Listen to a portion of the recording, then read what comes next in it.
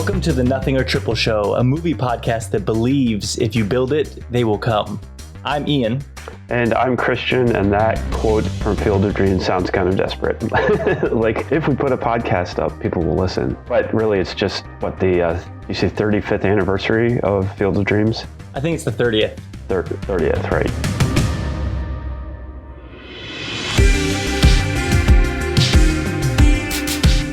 Yeah, and it's taken, I'm 35 now. Yeah. It's taken 30 years. I grew up with this movie. The first 30 years, I believed that phrase was like Bible, and that if whatever you build, people will come and enjoy. And then over the past 5 years, I've realized, oh, wait a minute. That's not entirely true. Wait, movies aren't real? You kind of need like luck and money and marketing to get people to come to your stuff. Yeah, not if you have magical ghosts playing baseball in your backyard. Yeah. Okay, so if this is your first time listening, welcome to the show. If it's not your first time, welcome back. Our format is that we have made lists of what we think is the biggest news of the week. We don't know each other's list, so it's kind of fun to surprise each other. We have a 3-minute timer to keep us from talking too long, and that's it.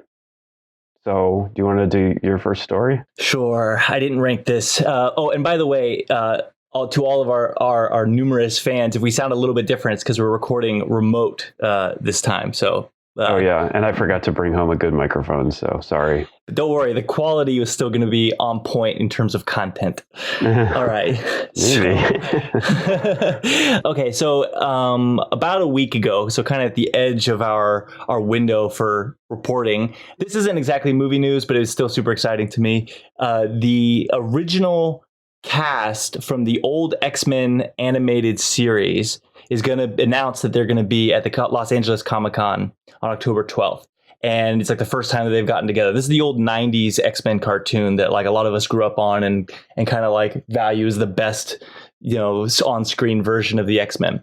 And then in that news, the original creative team said that they are working with Marvel. They're in talks with Marvel to try to bring the original show back. And pick up where they left off, maybe with some updates on the aesthetic quality, bring it into the HD. But otherwise, the same characters and the same plots would be picked up where they left off, back in the 90s. So that was too exciting for me to not share. To me, it's probably my favorite cartoon of my childhood. So hopefully, I don't want to dampen your excitement, but they're not in talks with Marvel. They said that they're thinking about going to Disney to see if Disney would revive it, but there haven't been any talks yet. Well, one side is talking. Yeah. I think that happens a lot in Hollywood. Don't squash my hopes and dreams, Christian. No, it could happen, but it probably won't. All right. Well, I forgot to set a timer, so It's your turn. Ready, set, go. Okay. Also not quite movie news, but very interesting is that it was announced this week that Steven Spielberg is going to write a horror series, anthology series, I think, for some new streaming service called Quibi or Kibi or something like that. It's a streaming service I have not heard of. And there are two interesting elements to this. One is that they're going to be like little 7 to 10 minute shorts, but the service is only on mobile, which, I have mixed feelings about because I don't think that's the best way to consume content. But maybe if the content's being specifically designed for mobile, that'll be something different. And then the second thing is Spielberg wants to set it up so you can only watch the show after midnight. So it's like a time-locked thing so that you're watching it at a creepy time of night or something like that, which is kind of fun. It's pretty creative. Spielberg doesn't typically write his own stuff, usually adapts or he directs from other folks' screenplays, but he has written before. I'm pretty sure he wrote Poltergeist, right? No, yeah. Normally he has a high standard for the story. Like he knows what works and what doesn't work. And there are often times where scripts he sends back until it's right. So he has a hand in guiding the story, but he usually collaborates with other writers. Right. So Poltergeist was his story in his screenplay. All right. So he does horror. And he also, I don't remember if we talked about this on an episode earlier or something like that, but Poltergeist is an interesting story because Toby Hooper, the guy who directed Hooper, the guy who directed Texas Chainsaw Massacre, is credited as the director, but the legend goes that he was rarely on set anyway, and there was like a strike going on or something, but Spielberg was the one who was actually directing the movie. So anyway, excited to see Spielberg write something and return to horror. Okay, your turn. Following the trend of not talking about movie news, there was a very, very small glimpse of a first look from the new Loki. That's redundant. Anyway, the Loki show that's going to be on Disney Plus this fall. And we don't know anything about the show other than it follows Loki. But there was a single frame. It was like an investor meeting or something.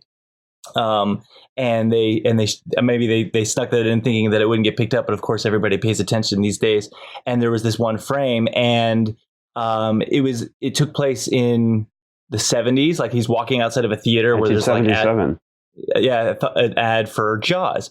And so there had been theories before about this story is going to be about Loki in the past, maybe like coming to Earth and causing trouble. But I wonder if, and this is just a theory, this is my opportunity to speculate. I wonder if this character is kind of lost in time, where the events of Infinity War or of Endgame sent Loki like disconnected out of like an actual timeline, and now he's trying to figure out how to get back. And it's kind of like, what if it's kind of a sort of quantum leap story where he's bouncing around time and he's stuck on Earth for some reason.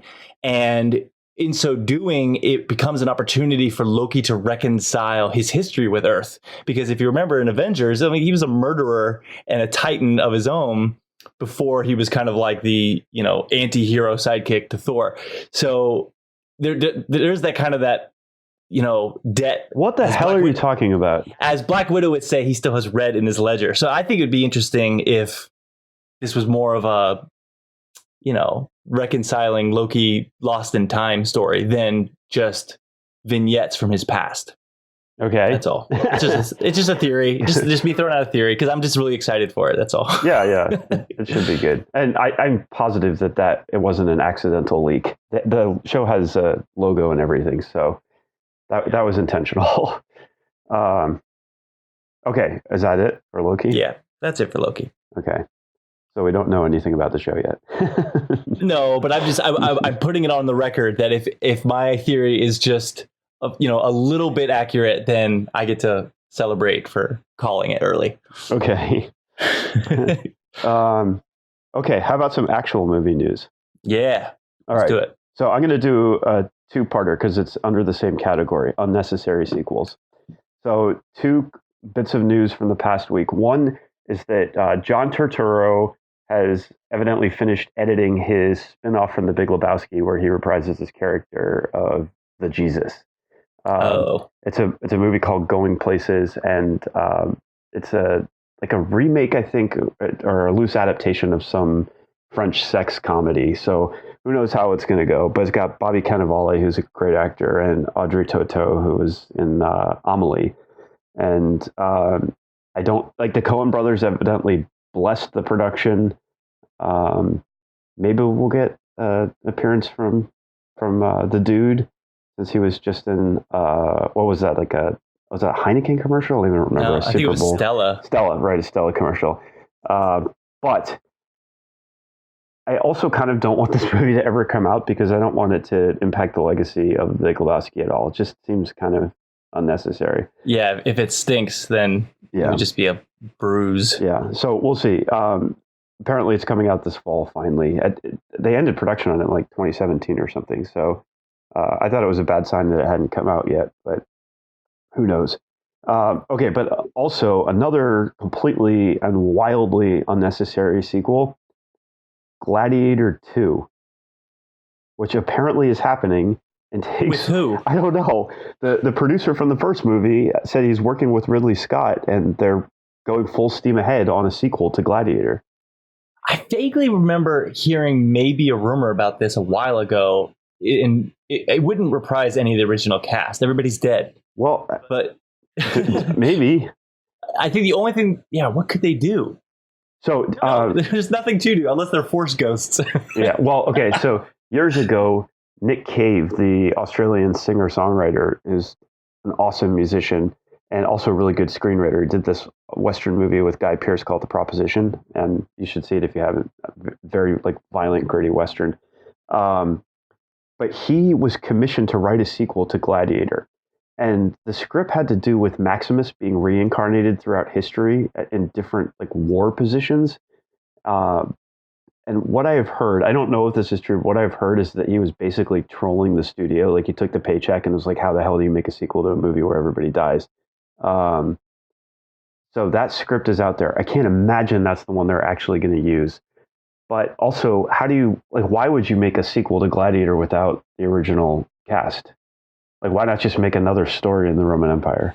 Yeah, it's just capitalizing on the brand, I guess. Yeah. So we'll see if it actually ever happens. And sometimes producers talk out of turn. They're like, oh, here's something we're thinking about.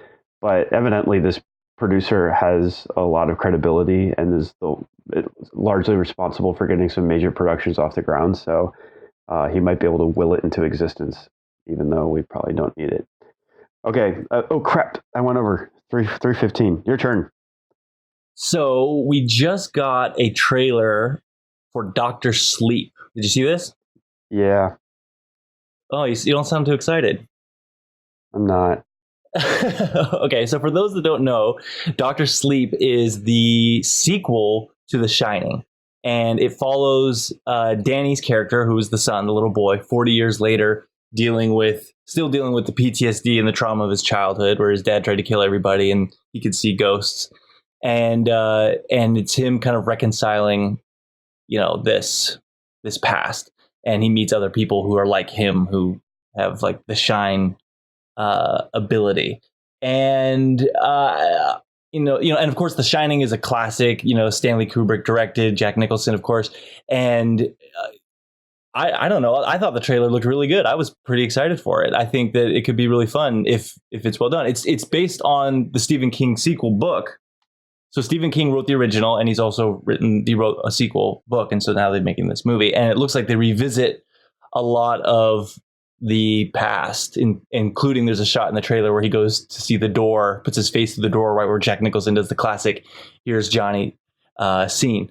And I don't know, I thought it was super nostalgic. I mean, it may just be fan service for those that are nostalgic, in the same way that Ready Player One spent so much time revisiting The Shining, but I don't know. I'm excited so far. I'm going to give it a shot. Tell me why are you more skeptical of this? Right, I have 3 reasons for being skeptical and 1 for being excited. So the 3 reasons are: first of all, from what I understand, the Stanley Kubrick version was very different than the book.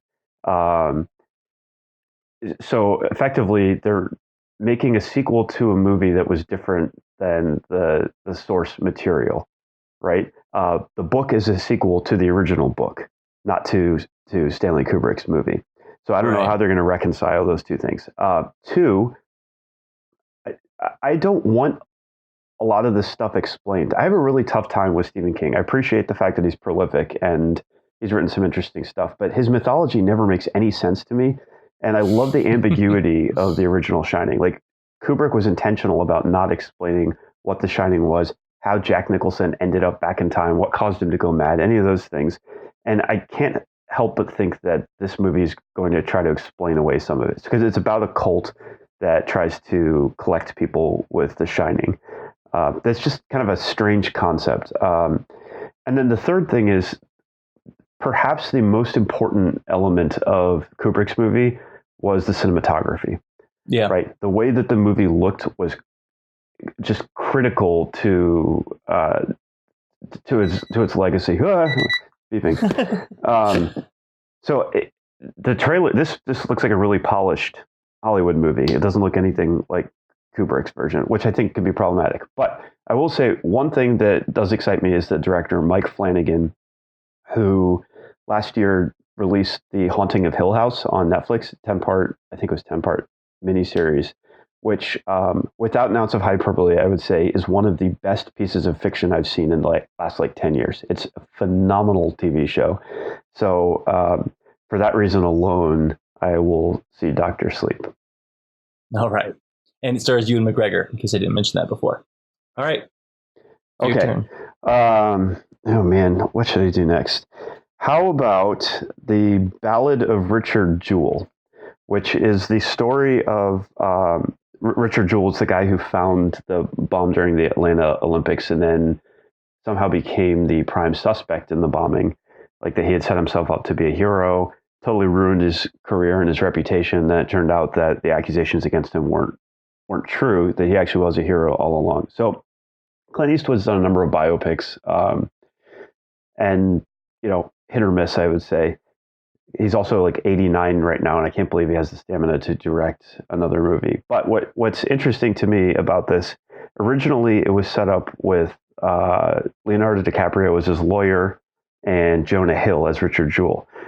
Now it's Sam Rockwell as the lawyer, and they just announced Paul Walter Hauser is going to play Richard Jewell. And this guy is absolutely hilarious. Like, did you see I, Tonya? About Tonya Harding? No, I didn't. No. So he I know plays, the movie, but I didn't watch it. He plays Tonya Harding's self-proclaimed bodyguard. And his performance just almost steals the movie from Margot Robbie and Allison Janney. And then he played a similar type of character in Spike Lee's Black Klansman last year. But the guy's a great character actor. So if this is an opportunity to elevate him and get him in more movies, I'm totally on board. So it goes into production soon. I think it'll probably be out next spring, I think. Anyway. Very exciting. I'm always down for another Clint Eastwood flick. Oh, I also forgot to mention, do you think there's any chance in the Shining sequel, in the Dr. Sleep, that Jack Nicholson make a cameo in any way? No. That'd be cool if he did. No, I don't think so. All right. So there is a remake in development, a remake of a over-adapted Christmas story called Scrooged, which is an adaptation of A Christmas Carol, one of Christian's all-time favorite Christmas movies. Yes. And one of everybody's all-time favorite Christmas movies. Everybody except for me. So the original was the 80s Bill Murray version, where Bill Murray is Scrooge, but he's like a TV producer who's overseeing a television version of A Christmas Carol, and he goes through all the classic Christmas Carol sounds fantastic. But Kevin Hart is now, has he been officially cast, or is he just in talks? There's a Kevin Hart remake in plans to redo a comedy, Scrooged, that stars Kevin Hart. Yeah, I can't remember. I read the headline and then I threw up. So the big curiosity that I have on this is, what type of selfish billionaire are they going to cast him as? Because Kevin Hart is a contemporary star, and I don't think that they would probably make him a TV producer again. You could really do Scrooged with any type of super wealthy businessman. And so I wonder if they're going to go like hyper contemporary with it and make him like a YouTube star, or if he'd be a movie star, or maybe he's like a tech titan, like a Facebook entrepreneur or something like that. But not that it matters to the plot, but for those that like Kevin Hart and Christmas movies, maybe you're excited for this. If you like all of the adaptations of A Christmas Carol, maybe you're excited for this. I'm actually curious for it because maybe this will be better than the Bill Murray version. No, it won't. Anyway, that's something that maybe we'll get to talk about more come Christmas time when we do our Christmas special episodes. Yeah. I mean, look, I love Kevin Hart. I think he's hilarious. And I love Christmas movies, obviously, but Scrooged is sacred. We don't need another Scrooge. I think that if they're going to cast big names to do cameos as the different ghosts of Christmas, you got to get The Rock to be somebody. Okay. You get the buddies, right? The buddies. So get The Rock to be, ghost of, Christmas future or something. Or nah, I don't know. It doesn't matter. Any of the ghosts will do. Okay, I'm going to do a lightning round. I'll talk through the last 5 things quickly on my list, very quickly. Ready? 1, Frozen 2 has a trailer. Who cares? 2, John Cena was cast in the next Fast and Furious movie. He was pretty good in Bumblebee. He was really funny in this movie, Blockers, that came out last year. He's not The Rock. Vin Diesel does not like The Rock. He's replacing him with John Cena. Who knows how it'll go? Vin Diesel likes family. Next, Quentin Tarantino's R-rated Star Trek movie actually might be happening. He said that the script is done. He needs to polish it. And he even made some comment about how if he makes the movie, it'll be rated R. So, how is this not your first story? Because it was just like one quote, and it's not actual news. I would have taken it as the lead. Maybe. I mean, I want to know more about it. Yeah. I don't even know which cast they would use, but or if it's an entirely new cast. Okay, and then 1, 2, 3, 4. Okay, there's a new trailer for the movie Good Boys, which comes from two of the producers from The Office. It's about 6th graders or something like that who are sort of entering high school. It's a dirty R-rated comedy. The trailer's pretty funny. Who knows if it'll be any good, but that comes out in a few weeks, so we'll know soon enough. And then the last thing is there are going to be 2 new G.I. Joe movies. So there's a Snake Eyes prequel movie that's coming out like late next year, I think. And then evidently they want to do a sequel to G.I. Joe Retaliation, which had The Rock and Bruce Willis. So, jeez. Yeah. I loved the original G.I. Joe movie, like the one that Stephen Sommers directed. He was the guy who directed The Mummy. He's got a great sense of like fun blockbuster scale. Joseph Gordon-Levitt. Yeah, Joseph Gordon-Levitt, Channing Tatum. It was like watching a live-action version of the cartoon. People hated it. I loved it.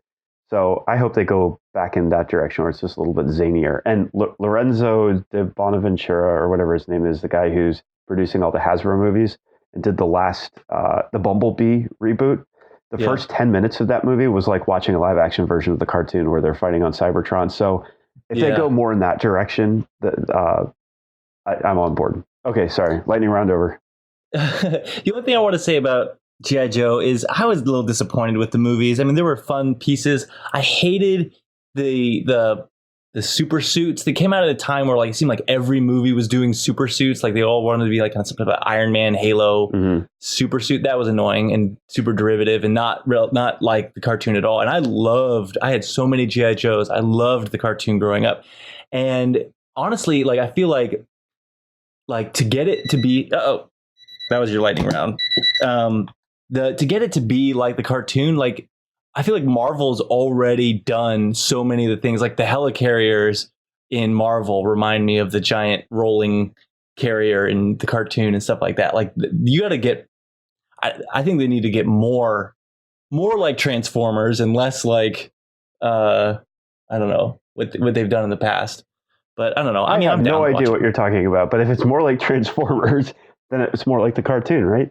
Yeah, that's what I want. Oh, that's good. what I want. That's what I said. Yeah. All right, good. We're on the same page. All right.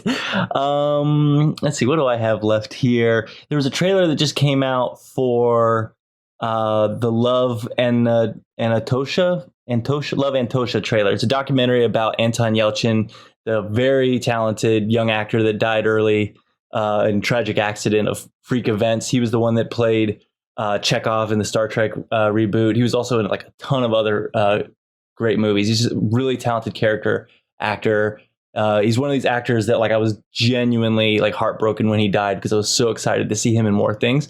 This documentary was like a hit at Sundance, and it's finally getting a theatrical release in small run like LA and New York, and then I imagine it'll make it to Netflix soon. But I was a big fan of his, so I'm excited to check that out when it finally gets accessible to me.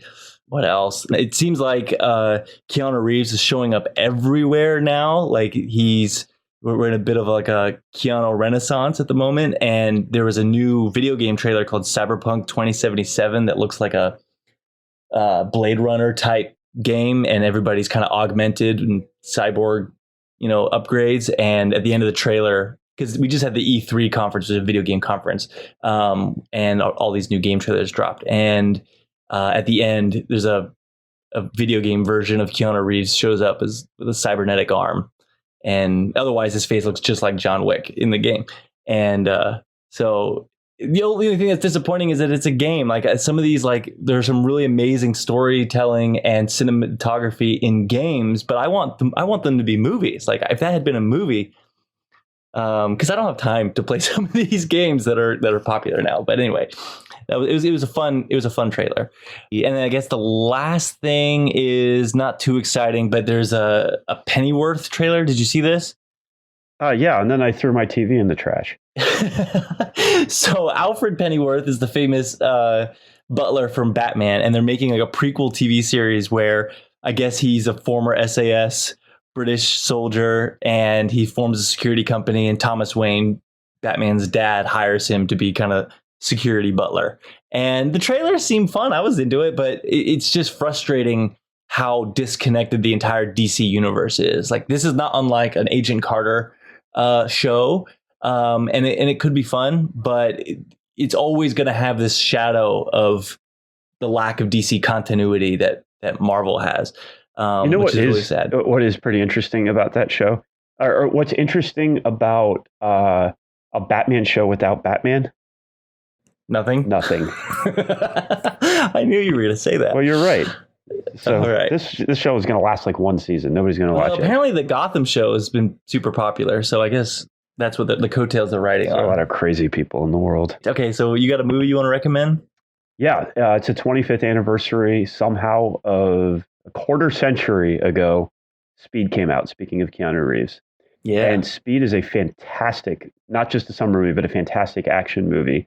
And I watched it a couple months ago, not realizing that it was already almost 25 years old. It holds up really well. So I would say if you haven't seen Speed or you haven't seen it recently, watch Speed. And then go back and watch Speed 2 Cruise Control, because it's not as bad as everybody thinks. I liked the sequel. I mean, it would have been better with Keanu Reeves in it. Yeah, I mean, I'm glad he didn't do a sequel, because it's not. It's got some funny plot points. Exactly, like Willem Dafoe putting leeches all over his body to suck the copper out of his blood. Yeah. He got from looking at computer monitors. Yeah, right. All right, what's your recommendation? So I just realized, I found out, my brother posted this on Facebook earlier this week, that Equilibrium is on Netflix now, and this is a great Orwellian action movie starring Christian Bale and Taye Diggs. And I can't imagine if anyone has not seen Equilibrium, but they need to see it if you haven't. This is a great mashup of, alternate futures and Big Brother and some cool martial arts they call gun katas, where they do martial arts with guns. And this was a movie that was like it kind of fell under the radar, because when it came out, it was competing with, back in 2002, came out, and Lord of the Rings, I think, buried it at the box office. Like, nobody saw this movie, and almost everybody saw it like on VHS or DVD after the fact, and it became like a cult classic. But this is a great Christian Bale movie before he blew up doing Batman. But it's a really fun action flick. Yeah, it is good. So go watch it.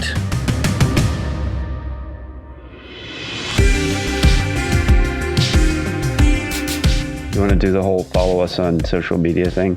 Follow us on social media. I just said that. Follow us on Twitter and Facebook and Instagram. All those things you can see us at Nothin or Triple and nothinortriple.com, where we post other interesting content, reviews, and insights about movies. Please consider subscribing if you haven't already, and tell your other friends that like movies to subscribe. Give us a review and a like. That really helps kind of drive traffic. Yeah, we built it. Hopefully they'll come. Please come. All right. Back next week. See ya.